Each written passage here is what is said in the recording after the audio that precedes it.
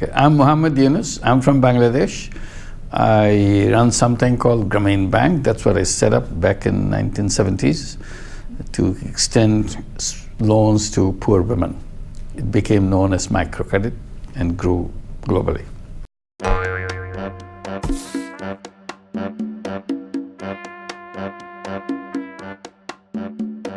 Poverty is not created by the poor people. It's not the fault. It's not something lacking in the poor people which created poverty. My position is poverty is created by the system that we have created. And it is the operation of that system generates poverty, generates poor people. They cannot get out of it anymore once they were becoming poor. So in order to get them out of poverty, so we should be paying attention to the system, not to the people who are poor. Usually we go to the poor, help them, give them charity and so on. That's not the solution to the poverty. Poverty, how to address the whole system. And one major issue that I raised through my work is the financial system. Financial system completely blocked their door. They will not open the door for poor people. More than half the population in the entire world have nothing to do with the banking system. And this is the bottom half. So they never can get into the upper half. Banking system always explained to us that poor people are not creditworthy.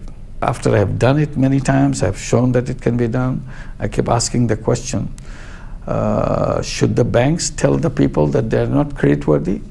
Or the people should be asking the question to the banks whether they are people-worthy? So it's a question of redesigning the bank to make itself people-worthy. And that's what is not happening.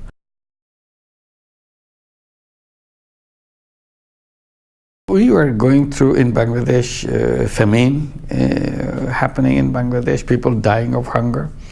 And it's a very sad thing to see that you cannot do anything about it. And here I am teaching economics in the classroom in the university. And I felt terrible that I teach all those elegant theories which has no meaning in the life of the people who are dying. So what I wanted to do is to go out in the village next door to the campus and see if I can make myself useful to people who need, in the hours of desperation, some help. And my idea and my aspiration was to make myself useful to one single person each day, if I could do that. And I was trying to find a way to do that. And I did a lot of things, and I was feeling comfortable that at least I'm doing something to help people.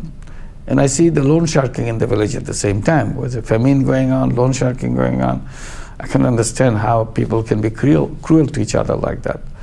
But there's nothing you can do. It's such an entrenched system. It's going on for ages.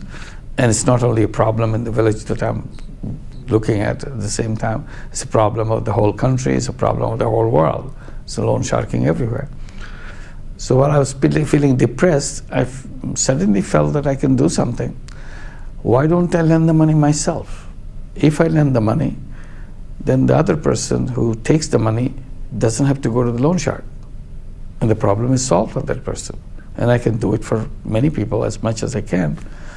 And immediately I started doing that, take money from out of my pocket, started lending money, tell everybody that if you need money, come to me, don't go to loan shark. It doesn't make sense. You lose everything by going to loan shark. And people loved that. They started borrowing from me.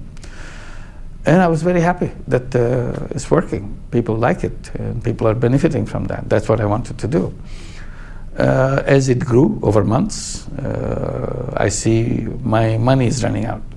So I went to the bank to see a bank will lend the money instead of me lending it. Bank said, no, bank cannot lend money like that to the poor people. That's not how banks are done. Bank lends money to people who already have money. I said, that's very funny. You should be lending money to people who don't have money. And you're lending it to people who have lots of money. But they thought that's what they should be doing. And I'm saying something funny, silly things. I was very serious. So after a long debate with all the bankers, the top bankers, I started making noises about it. But they will not agree to do that. Finally, I offered myself as a guarantor. I said, I'll be a guarantor. I'll sign all your papers. You give the money and I take the risk. If they don't pay back, I'll pay back. This is the document. It's a legal document. After about next 3 months, finally they agreed to do that. So I was very happy that I resolved the problem.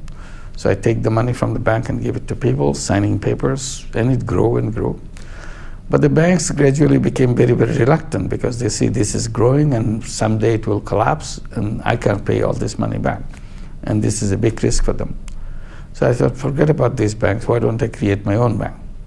Then I paid attention to doing that. I started in 1976. In 1983, we created a new bank, called it Grameen Bank or Village Bank. And then it keeps on growing and growing. That's how it began. Libraries and schools and book festivals, yurts and tents and caves, castles.